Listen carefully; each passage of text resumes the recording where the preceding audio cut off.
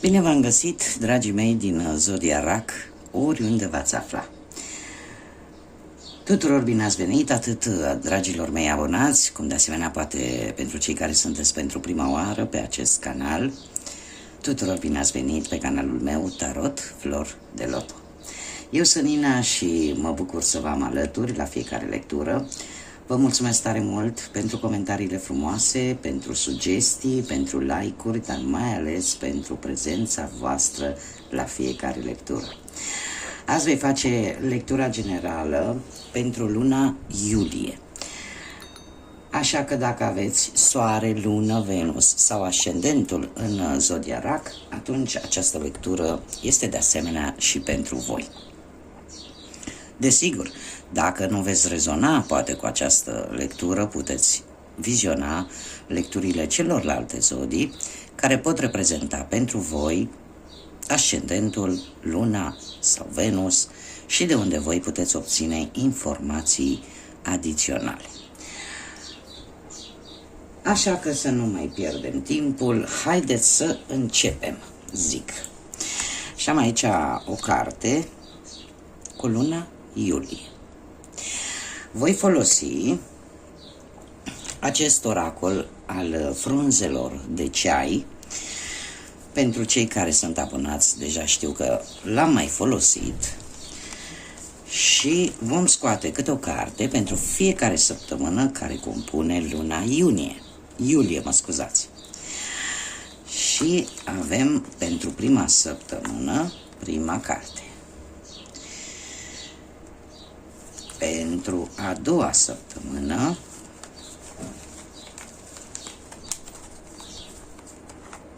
avem a doua carte.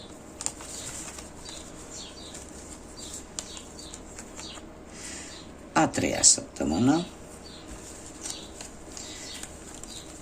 Nu uitați să vă abonați pentru a patra săptămână, să dați like, să lăsați un comentariu.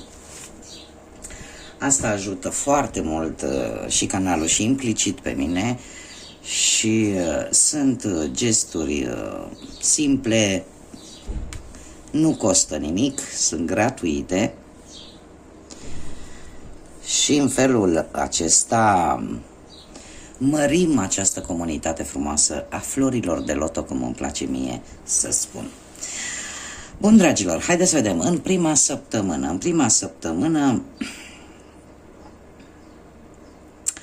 se pare că cineva încearcă să se interpună între tine și probabil un prieten, prietenă.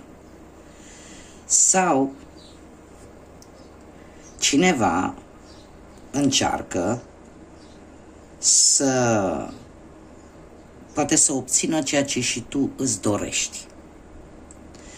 Da? Cumva dacă tu îți dorești un anumit lucru sau să rezolvi o anumită situație, cumva intervine cineva care va încerca să-ți cam pună bețe în roate. În a doua săptămână avem Farfeca și se pare că vei avea o dezamăgire în legătură cu ceva. O dezamăgire care e posibil să te facă să rupi poate legătura, după cum bine vedem, posibil chiar cu această persoană. Vei fi dezamăgit de ori de o situație, ori de o persoană, ori de o atitudine, posibil și acest lucru, care te va face să scurteze această relație, acest lucru sau această situație. În a treia săptămână avem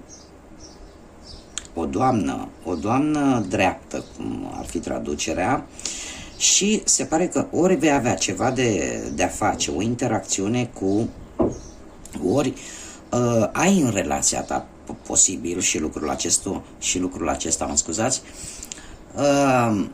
pe cineva care are părul blond, gri sau grizonat sau părul alb. Și se pare că dacă nu ai cunoaștere de așa ceva în preajma ta, posibil să apară. Da? Poate să nu fie neapărat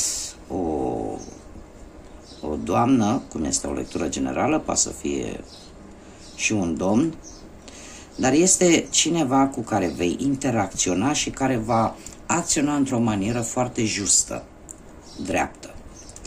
În a patra săptămână avem podul și se pare că către sfârșitul lui iulie, în ultima săptămână din iulie, ceva foarte important și pozitiv care va ajunge în viața ta și îți va rezolva o problemă.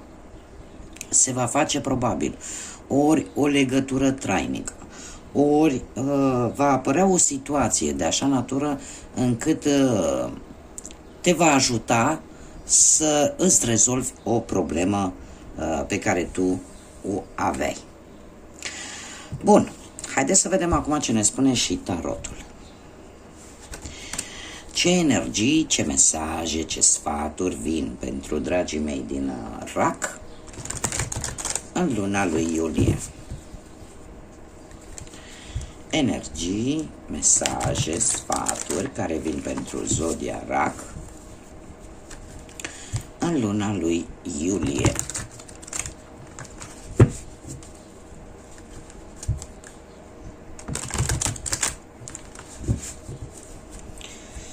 Să vedem.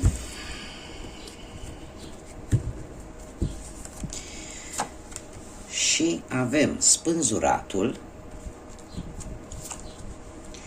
8 de bâte, regina de cupe, 5 de cupe și regina de spade. Bun. Spânzuratul. Spânzuratul pe poziția situației actuale se pare că ești într-o perioadă de blocaj în care suspenzi orice decizie, orice alegere, cumva le întârzi. Acum avem două variante. Ori o faci voit, pentru că așa dorești tu, și în felul ăsta să poți vedea o anumită situație, o anumită relație dintr-o altă perspectivă, ori ești într-o situație în care te sacrifici, în care e posibil ca cineva să-ți fi luat, să te priveze de liberul arbitru, să fii cumva privat de, cum să zic eu, de posibilitatea de a alege. Pentru că, de fapt, liberul arbitru, asta înseamnă posibilitatea, libertatea de a alege. Posibil, nu știu, poate la locul de muncă faci o grămadă de sacrificii și nu ești valorată pentru efortul pe care tu-l faci. Cumva poate aștepți ca lucrurile să se schimbe, dar de asemenea nu poți ști cât va dura până când se poate schimba ceva, dacă vorbim de locul de muncă. Dacă vorbim de partea asta economică, e o perioadă, să zic așa, în care cumva economia este destul de prioritară și încerci să faci economii. Sau dacă vorbim pe partea asta relațională și vorbim de cei care sunteți într-o relație, atunci vorbim de o relație un pic blocată, un pic ambiguă. De ce? Pentru că parcă nu-și găsește locul. Veniri, plecări, unul din voi cumva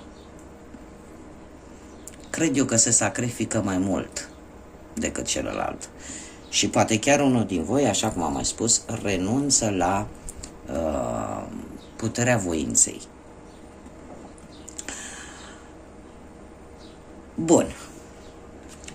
Mergem mai departe de să vedem în luna iulie. În luna iulie,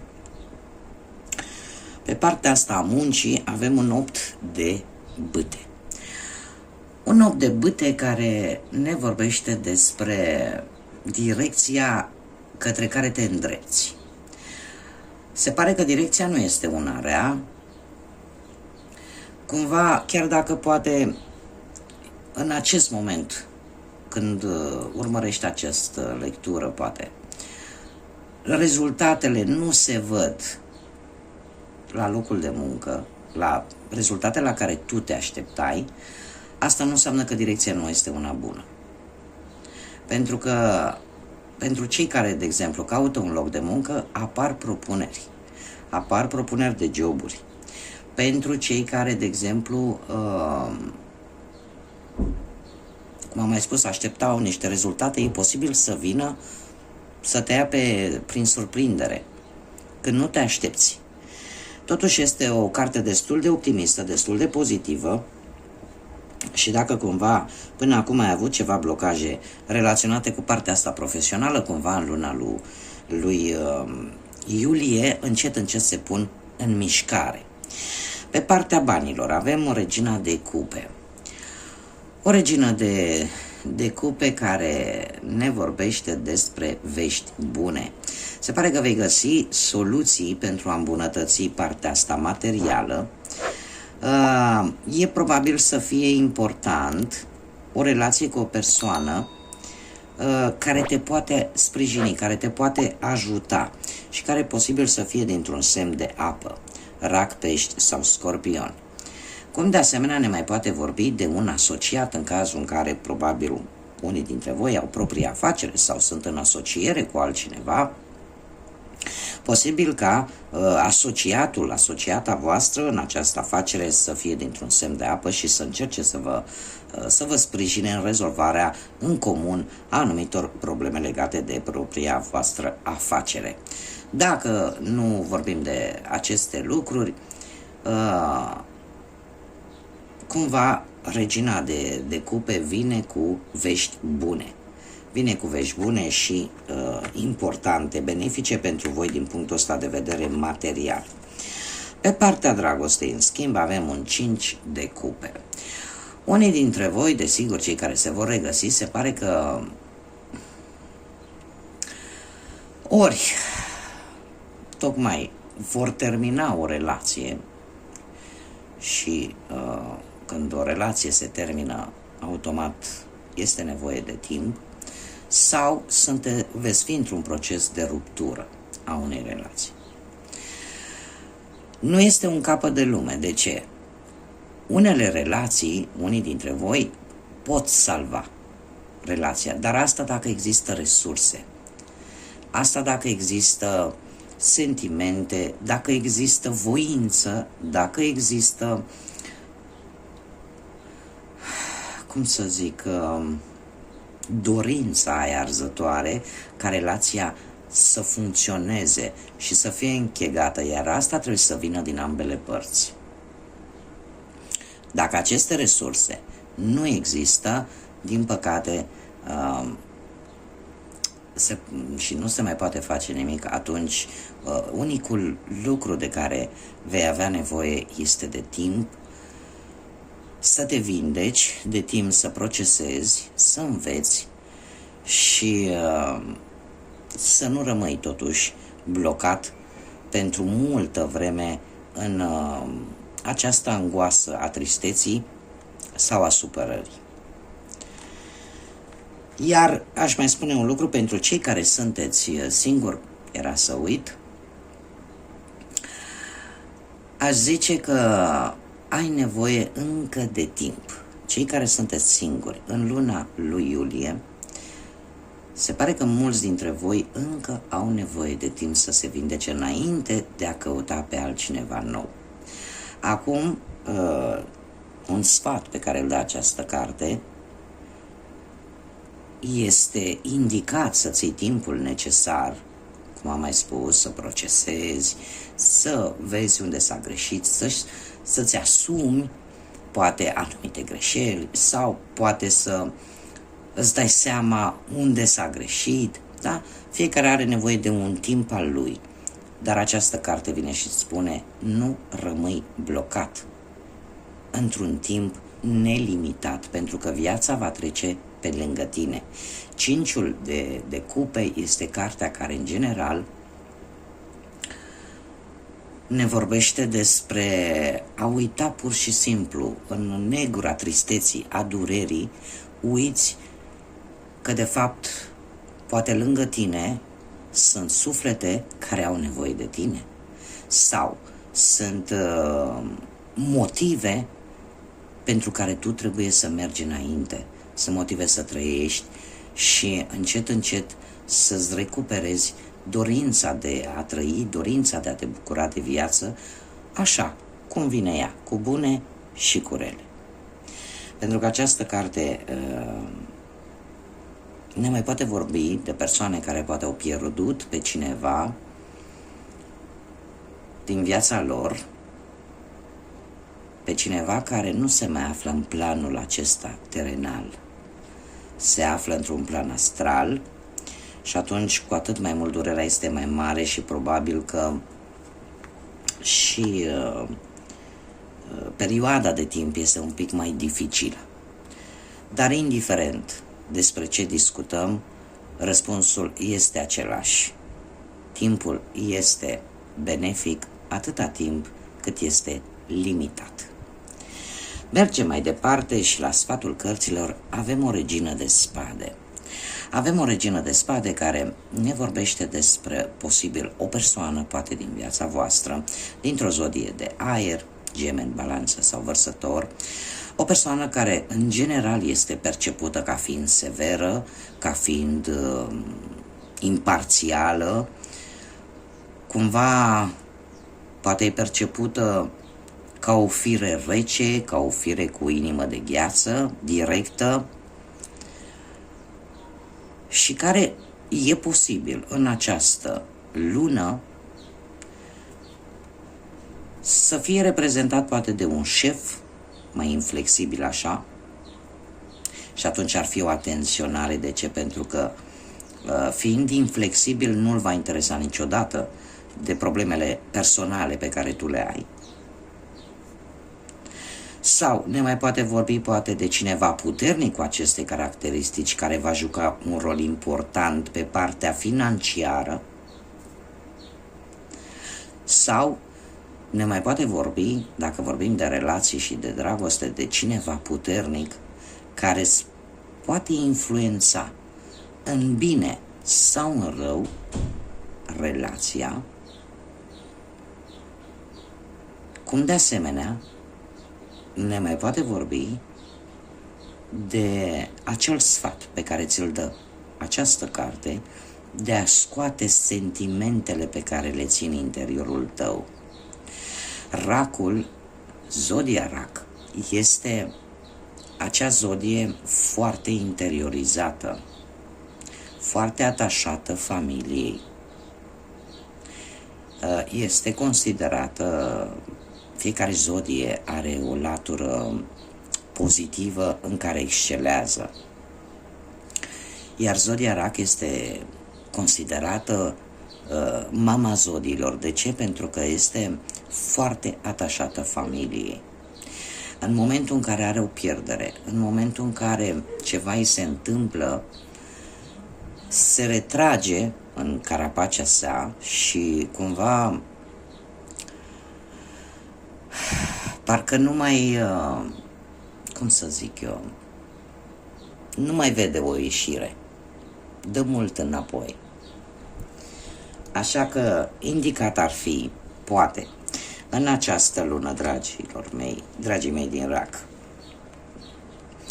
să încercați ori să, chiar dacă ați luat atitudinea acestei regine de spade, aceea de a nu-ți mai arăta emoțiile, a fi considerat cineva rece, lumea să te perceapă ca o persoană rece, poate într-un fel să zicem că îți va folosi. Dar de asemenea eu zic că sunt situații în care trebuie să scoți de fapt adevăratele sentimente sau adevăratele dureri, să le scoți la suprafață, să le procesezi în așa fel încât să te poți elibera. Mergem mai departe și haideți să vedem ce număr angelic am pentru voi în această lună iulie. Numărul angelic pentru zodiac, te rog, luna iulie. Și avem două. Avem 222, prin reducere pitagorică, avem un 6. Ori este legat ceva de data de 2 sau 22 sau 6. Ce ne spune? Ai încredere în semințele gândurilor tale, pentru că acestea vor crește pe măsură ce le vei hrăni cu sentimente, cu cuvinte și cu acțiuni. Sunt echilibrat, sunt echilibrată. Este un îndemn. Numărul 6 este numărul armoniei. Trebuie să găsești de-a lungul lunii lui iulie acea armonie între suflet și minte. Să încerci cumva să... Ne vorbește foarte mult de legea atracției. Legea atracției, în momentul în care gândurile noastre sunt negative, atunci și energia pe care noi o vom percepe și pe care o emanăm va fi una negativă. Așa că, tocmai de aceea îți spune, hrănește semințele gândurilor și ajută-le să crească, dar hrănește-le cu sentimente, cu cuvinte, cu acțiuni pozitive. Mai avem numărul 14, care, desigur, poate avea o semnificație, data de 14 iulie, sau poate pentru voi, sau data de 5, poate pentru voi are o altă semnificație, fiecare adaptează, și ne spune așa: ești o minte deschisă și întotdeauna ești dispusă să încerci ceva nou. Dar ești suficientă de înțeleaptă să te oprești și să gândești înainte de a trece la fapte. Acest focus pragmatic te va ajuta și îți va garanta că timpul și atenția și efortul tău sunt semnificative, sunt practică. Asta ne vorbește foarte mult de ideea că cumva de câte ori vrei să începi ceva nou, nu te arunci cu capul înainte, mai întâi îl analizezi în profunzime și în felul acesta, această atenție profundă te va ajuta și îți va garanta că timpul și atenția și efortul tău nu este unul pierdut. Mi-a căzut un S.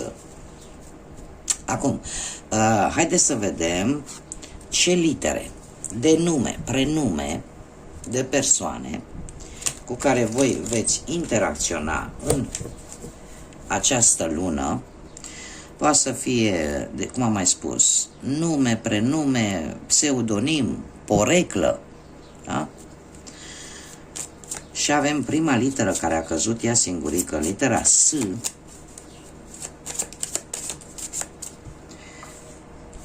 Mai avem litera F, litera K de la kilogram, L, N și R. Inițiale de nume, prenume, pseudonim sau porecle de persoane cu care voi veți interacționa sau vor avea oarece importanță pentru voi în această lună. Bun, dragilor, aceasta a fost lectura pentru voi. Eu vă mulțumesc tare mult pentru atenție. Nu uitați, like, comentați, sugestii și, desigur, pentru cei care încă nu s-au abonat, eu vă îndemn cu mare drag și vă aștept cu mare drag să faceți parte din această comunitate frumoasă a florilor de loto. Zicând toate acestea, vă doresc să aveți o lună iulie plină de vești bune, plină de căldură umană și sufletească, de multă energie pozitivă, iar până la lecturile viitoare, să fiți iubiți, dragilor!